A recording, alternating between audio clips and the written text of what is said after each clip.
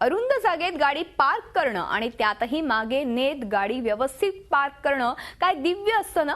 ते प्रत्यक्ष गाडी चालवणाऱ्यालाच माहित असतं। मात्र गाडी वेगानं मागे नेत गरकन फिरवून अत्यंत कमी जागेत पार्क करण्याचा वर्ल्ड रेकॉर्ड इंग्लंडमध्ये रचला गेला आहे। स्टंट ड्रायव्हर एलिस्टर मोफेट ह्याच्या नावावर हा आगळावेगळा विश्वविक्रम रचला गेलाय। विशेष म्हणजे 12 नोव्हेंबर ह्या दिवशी गिनीज वर्ल्ड रेकॉर्ड डे साजरा केला जातो आणि त्याच दिवशी एलिस्टरनं आपल्या ड्रायव्हिंग कौशल्याची निपुणता दाखवणारा हा वर्ल्ड रेकॉर्ड सरेमधल्या ब्रुकलँड्स म्युझियममध्ये रचला।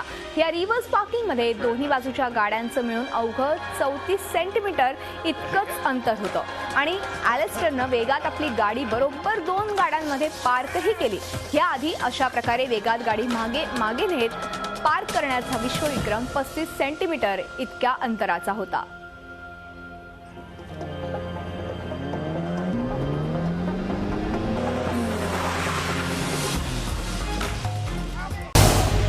झी 24 तास रहा एक पाऊल पुढे।